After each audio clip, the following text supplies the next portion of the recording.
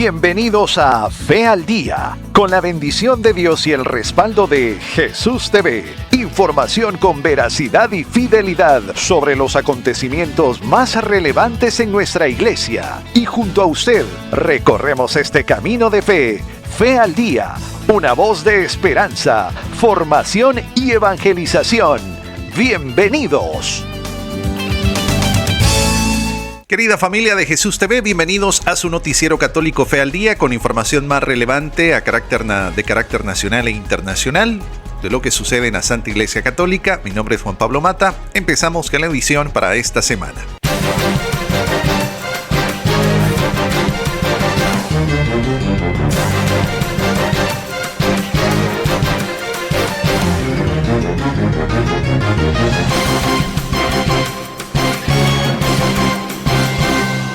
Empezamos con información de carácter nacional y con profunda gratitud y un corazón lleno de una memoria agradecida. El padre Fernando Di Bassi recientemente celebró su cumpleaños, su aniversario sacerdotal número 29, un camino marcado por la entrega, por la perseverancia y la presencia constante ante Dios.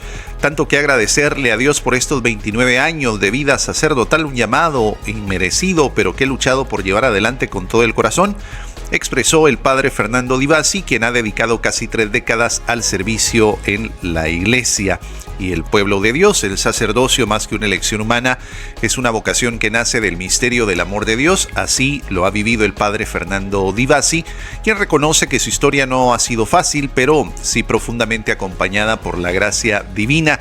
A lo largo de todo este tiempo, su ministerio ha estado marcado por la celebración fiel a los sacramentos, la predicación del Evangelio, la cercanía con las comunidades y el acompañamiento espiritual de innumerables fieles que han encontrado en él un pastor dispuesto a escuchar, orientar y consolar. El camino no ha sido fácil, reconoce, pero ha estado marcado por la presencia de Dios y por mi Santísima Madre. Estas palabras reflejan una espiritualidad profundamente mariana que ha sostenido su vocación en momentos de alegría y también en tiempos de prueba. Un aniversario sacerdotal no es solamente una fecha en el calendario, es la memoria viva de miles de encuentros, confesiones, misas celebradas, matrimonios bendecidos, enfermos acompañados y almas reconciliadas con Dios. Por eso el padre Fernando Di Bassi quiso agradecer de manera especial a todos quienes han sido parte de su camino en una publicación a través de redes sociales. Detrás de 29 años de ministerio hay comunidades enteras que han caminado junto a él, familias que han recibido su guía espiritual, jóvenes que han sido motivados a través de su testimonio hacia la fe y hermanos sacerdotes con quienes ha compartido la misión. Celebrar 29 años de sacerdocio es celebrar la fidelidad a Dios que sostiene a quienes llama, es también reconocer la lucha diaria por mantenerse firme en la vocación, renovando cada día el sí pronunciado en la ordenación. Que este aniversario sea pues un momento especial y no solamente una conmemoración, sino un impulso renovado para seguir sirviendo con alegría, humildad y valentía. Muchas felicidades a nuestro amigo, a nuestro guía, a un gran sacerdote, el padre Fernando Di Bassi. Y hablando de nuestro amigo y sacerdote, el padre Fernando Di Bassi, aprovechamos para platicarle un poquito de uno de sus múltiples proyectos de evangelización, y es la historia de la devoción cristiana dentro del ejército de Guatemala, marcada por una profunda espiritualidad que ha trascendido generaciones. Y tenemos que irnos más atrás del ingreso del padre Fernando Di Bassi, pero vamos a llegar hasta uno de los proyectos que hasta la fecha pues han sido proyectos muy importantes, y es que hace 65 años llegaría a estas tierras una bendición que encendió la fe entre soldados, especialistas y oficiales, quienes desde entonces han sostenido una tradición con amor y reverencia. En 1988, cuando Monseñor Sebastiano Cristiani asumió el papel fundamental en esta manifestación de fe, motivando y acompañando personalmente el Vía Crucis del Martes Santo del Ejército. En sus primeras expresiones, este recorrido piadoso se limitaba pues a un sencillo trayecto por el patio de maniobras y la colonia militar, donde los devotos meditaban sobre la pasión de nuestro Señor Jesucristo. Sin embargo, en el año 2000, 12 años después, habría un cambio significativo bajo el nombramiento de Monseñor Próspero Penados del Barrio y con la llegada del padre Fernando Di Bassi. El Vía Crucis tomó una nueva fuerza. Sería entonces cuando esta devoción pasó a ser una práctica interna y convertirse en un Vía Crucis procesional, llevando a Cristo no solamente a los corazones de los militares, sino también a la comunidad que les rodeaba. La transformación más notable sucedió en el año 2014, cuando el ejército de Guatemala abrió las puertas de esta manifestación de fe a entidades civiles y servicio de la patria. Desde ese momento, la figura de Cristo, representada en el Nazareno de los servidores públicos, tal como vemos en estas imágenes, ha simbolizado la unión de quienes dedican su vida a proteger, servir y construir una sociedad más justa. Este Vía Crucis procesional no es solamente una tradición, sino una verdadera expresión de fe y compromiso cristiano. Cada estación recuerda el sacrificio redentor de Cristo, mientras que la presencia de militares y servidores públicos resalta el llamado a llevar la cruz con humildad, la cruz con servicio y siguiendo el ejemplo del Señor. Que esta devoción continúe creciendo, fortaleciendo corazones y guiando a todos los participantes por el camino del amor y la entrega cristiana. Así como Cristo cargó su cruz por la salvación del mundo, cada servidor público es llamado a cargar su propia cruz con valentía y esperanza, poniendo siempre su confianza en nuestro Señor.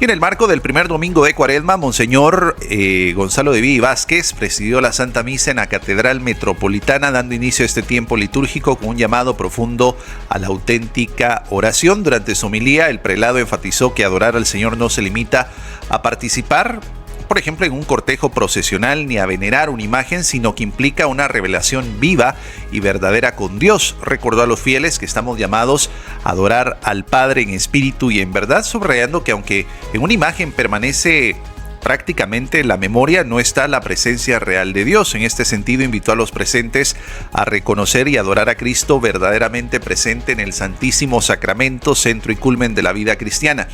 Él dijo: es ahí, en la Eucaristía, donde el Señor permanece real y sustancialmente con nosotros, señaló Monseñor. De igual manera, pues exhortó a la comunidad y feligresía a adorar a Dios como Creador, recordando que solamente a Él debemos servir en un tiempo marcado por múltiples distracciones y tentaciones, y animó a los fieles a renovar su confianza en el Señor y a poner en Él su esperanza. Finalmente hizo un llamado a vivir este inicio de la Cuaresma como un verdadero camino de conversión, un tiempo para pedir perdón en la certeza de Dios, que es un Padre misericordioso, y para suplicar su bendición a lo largo de este itinerario espiritual que prepara el corazón para la Pascua. La celebración fue un momento de profunda reflexión y renovación espiritual para los fieles que se congregaron en el primer domingo de Cuaresma en la Catedral Metropolitana, marcando así el comienzo de un tiempo propicio para volver a Dios con todo el corazón.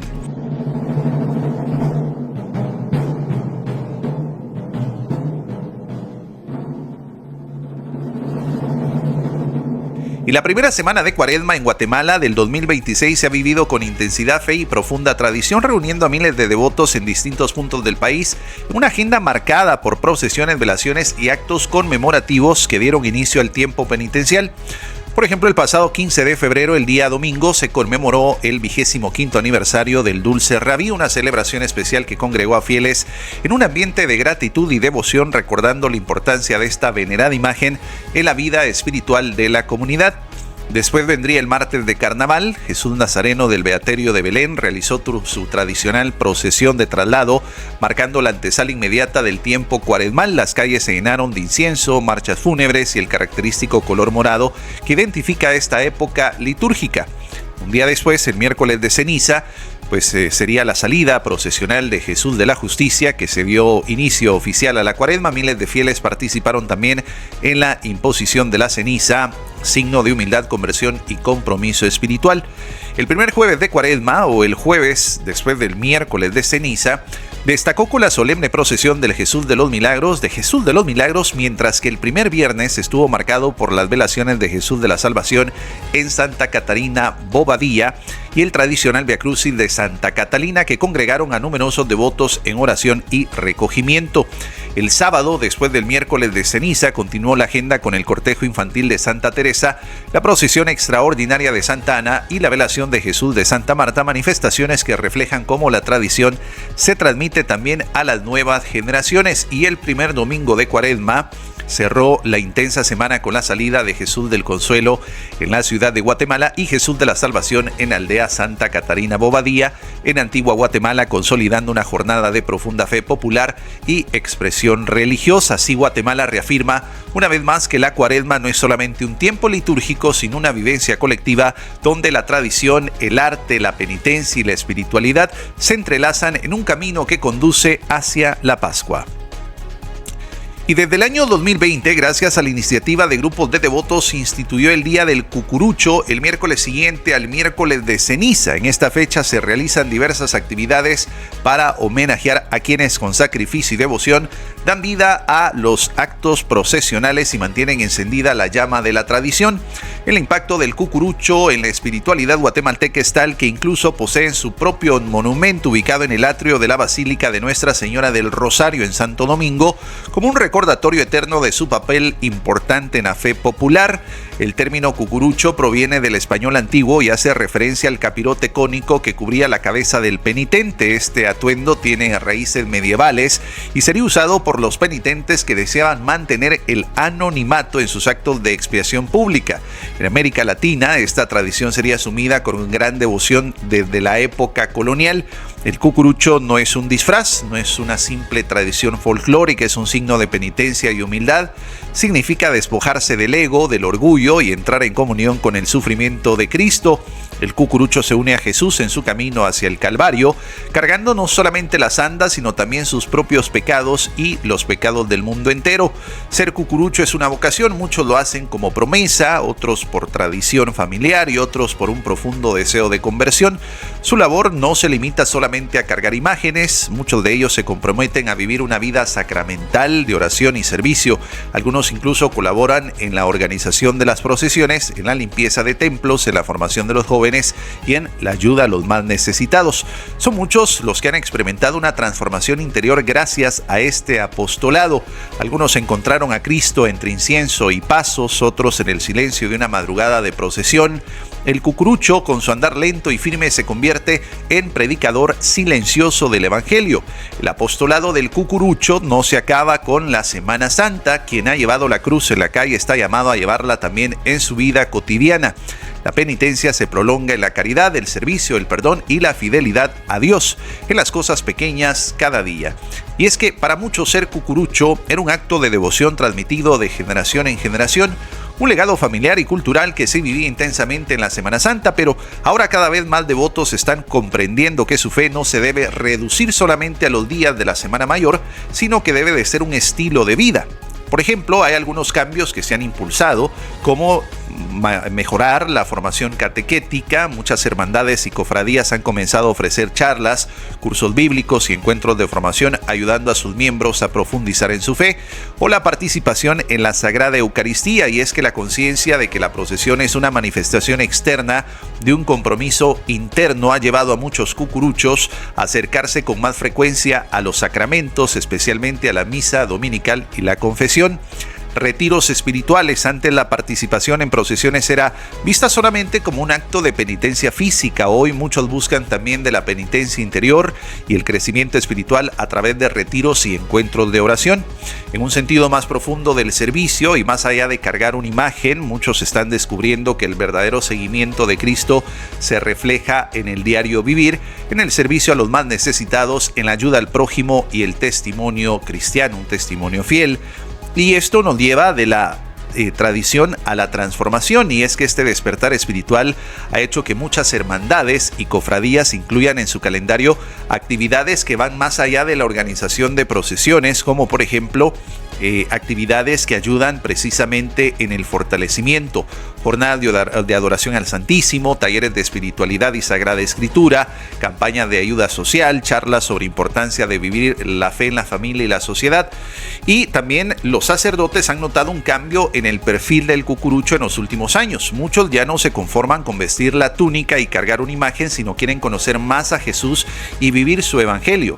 Tal como decía nuestro querido recordado Papa Francisco, no basta con participar en una procesión, hay que dejarse transformar por el amor de Cristo y llevarlo a la vida cotidiana. Este nuevo espíritu del cucurucho, pues definitivamente es una esperanza, es una señal de lo que la iglesia está viviendo, la fe popular.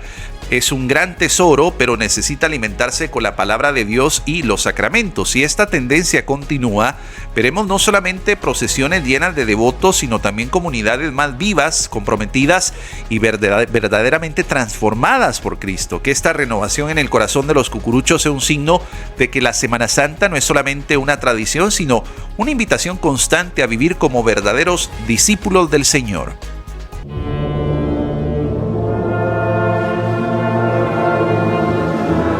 ¿Cómo vas a saber qué es la ansiedad si nunca te ha tocado estar solitario en filas? ¿Cómo vas a saber qué es la sed si nunca has buscado un vaso de súchiles en el mediodía de un Jueves Santo? ¿Cómo vas a saber qué es una lluvia si jamás te has mantenido en filas durante un chubasco cuaresmal? ¿Cómo vas a saber qué es el cansancio si no has experimentado lo que siente un cucurucho el Viernes Santo a las 11 de la noche? ¿Cómo vas a saber qué es un perfume si no has llenado tu olfato con corozo e incienso? ¿Cómo vas a saber qué es sentirse agobiado si nunca has estado a pocos metros de terminar el turno y el timbre no suena? ¿Cómo vas a saber qué es el misterio si nunca has recogido turnos un sábado de Ramos? ¿Cómo vas a saber qué es la música si jamás has ido ahí cerquita de la banda y atrasito de Jesús? ¿Cómo vas a saber qué es el asombro si no has vivido la emoción de ver una procesión cerca de la Bocacalle? ¿Cómo vas a saber qué es el amor maternal si jamás has visto en procesión a la soledad de la escuela de Cristo? ¿Cómo vas a saber qué es la palabra esplendor si no has estado en una velación antigüeña? ¿Cómo vas a poder conmoverte hasta las lágrimas si no has visto una ceremonia del descendimiento en la recolección? ¿Cómo vas a saber qué es el exilio si nunca has vivido una Semana Santa en la lejanía? ¿Cómo vas a decirme que has vivido si nunca has sido cucurucho?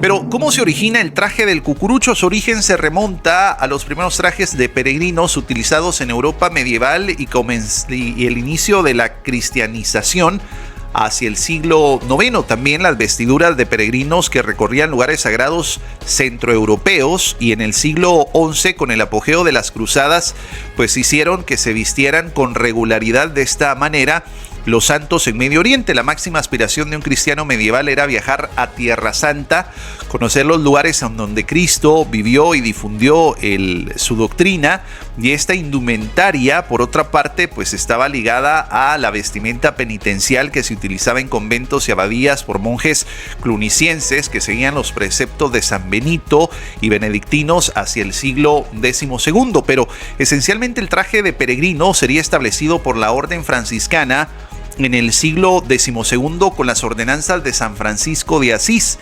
Estos ropajes tuvieron amplísima difusión en toda Europa. En España, por ejemplo, se volvieron muy comunes en lugares sagrados, sobre todo entre las multitudinarias peregrinaciones a Santiago de Compostela, y después en el siglo XVI en el Nuevo Mundo colonizado por los hispanos. La vestimenta de cucurucho, tal y como se conoce hoy en Guatemala, aparece casi al mismo tiempo que las procesiones y adopta los colores y el simbolismo de la Cuaresma y la Semana Santa, definido y establecido por el Concilio de Trento, celebrado entre 1559 y 1565. En este caso, el morado significa penitencia y el negro simboliza luto. Los trajes de penitentes de las procesiones de Semana Santa en Guatemala serían instituidos por las reglas de los conventos de Santiago de Guatemala, más o menos en el año 1550, cuando las procesiones eran acompañadas por los monjes de clausura. Los primeros datos concretos de los trajes de cucurucho en Guatemala se mencionan en la procesión de Jesús de Candelaria en el año 1596 en las crónicas del Ayuntamiento de Santiago de Guatemala, donde se menciona que el cortejo procesional recorrió los alrededores del templo ese año en Viernes Santo en horas de la mañana en una pequeña andaría. Se refiere también a la banda de músicos indígenas, a la música de metales y a los trajes de los penitentes. La crónica indica que los hombres iban vestidos con una túnica morada con una esclavina gabardina blanca al estilo de los penitentes de Santiago de Compostela, y los criollos y nobles iban ataviados como penitentes portando cucuruchos negros, túnica y alba negra que les cubría el rostro, portando faroles con cirios encendidos. Las insignias de la pasión eran llevadas por los miembros del ayuntamiento y por los criollos integrantes de los gremios de artesanos. Tomás Gage, viajero que recorrió el continente americano durante el dominio hispánico, describe que a principios del siglo XVII los trajes talares de Semana Santa y su descripción coinciden con los descritos en la crónica del ayuntamiento. José Mociño, por ejemplo, en 1795 agrega que durante el miércoles y jueves santo los trajes eran de color morado, pero el viernes santo los trajes serían de color negro en conmemoración del luto de la muerte de Jesús en la cruz del Calvario. En el siglo XIX, Jacob Hopkins, en 1860, en un libro titulado Viajes, publica algunos dibujos de los trajes y coincide con lo señalado en el siglo XVI. Durante los siglos XIX y siglo XX, los trajes de cucurucho no tuvieron mayores variaciones. Vestir el traje de cucurucho es casi un ritual, especialmente entre miembros de las hermandades que pasan desde la vestimenta de aspirante hasta un miembro de la consagración. El uso de esta indumentaria también es generacional y pasa entre abuelo a padre y padre a hijo. Este atuendo es conservado con mucho cariño y respeto por los penitentes para lucirlo año con año en las procesiones. El traje de cucurucho guatemalteco es algo único en América Latina y el mundo completo, y ha adquirido su propia identidad como resultado de singulares procesos históricos y la creatividad de sus portadores. En el siglo XXI, pues se fortalece su uso y cada vez más las nuevas generaciones lo visten, pero también aceptan la responsabilidad y el significado que este atuendo representa.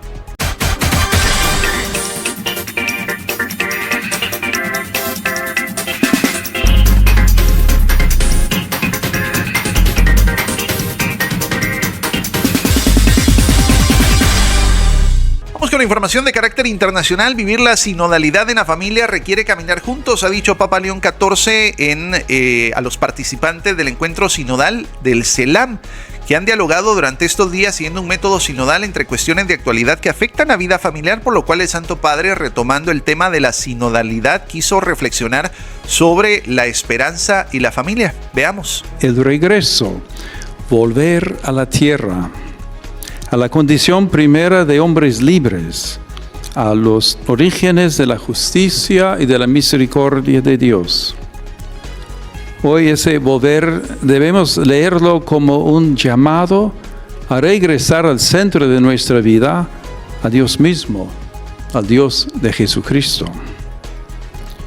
El jubileo nos invita también a pensar en nuestras raíces, a la fe recibida de nuestros padres, a la oración perseverante de nuestras abuelas, desgranando las cuentas del rosario, a su vida sencilla, humilde y honesta, que como fermento sostuvo a tantas familias y comunidades.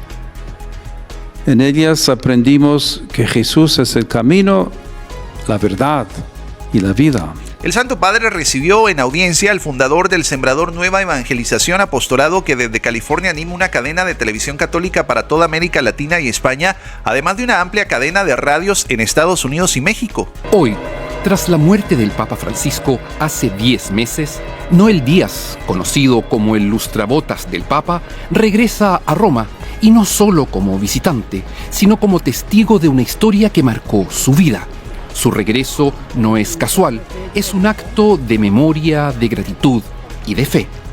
Durante la visita del Papa Francisco a México en 2016, Noel Díaz se acercó al Santo Padre y le pidió permiso para lustrarle los zapatos, recordando que de niño él boleaba en las calles de Tijuana para poder comprarse su traje de primera comunión. El Papa Francisco aceptó y a partir de ese momento Noel mantuvo encuentros regulares con el Santo Padre, construyendo una relación marcada por la humildad y el testimonio de vida. Reuniones fecundas que bendijeron a la gran familia del Sembrador Nueva Evangelización. Y hoy Noel ha llegado a Roma no solo para encontrarse con el sucesor del Papa Francisco, sino con el 267 sucesor del apóstol Pedro, el Papa León XIV. Su deseo, compartir con él su historia junto a Jesús y mostrarle este signo que un día habló sin palabras, de la dignidad del trabajo, la historia del migrante y la fe que nació desde abajo. Este viaje a Roma es una nueva etapa en un itinerario espiritual. Noel no vino a repetir un gesto, sino a confirmarlo, a decir una vez más que la humildad sigue siendo un lenguaje universal y que la fe no se hereda, se vive y se entrega. Hoy, en el Vaticano, una historia personal se cruza nuevamente con la historia de la Iglesia y, por qué no decirlo, con la historia de la salvación. Noel llegó al Palacio Apostólico acompañado del padre Mario Torres y del padre Jay Cunane, dos testigos de ese seguimiento espiritual, de esa historia que nació con un sencillo gesto. En el corazón de la Santa Sede, lejos de las multitudes, se abrió un espacio de intimidad y de compartir. Así, León XIV y Noel Díaz se encontraron como hermanos en la fe. Frente a frente, el pastor universal y el hombre que ha hecho de la palabra de Dios su vida, su pasión y su apostolado.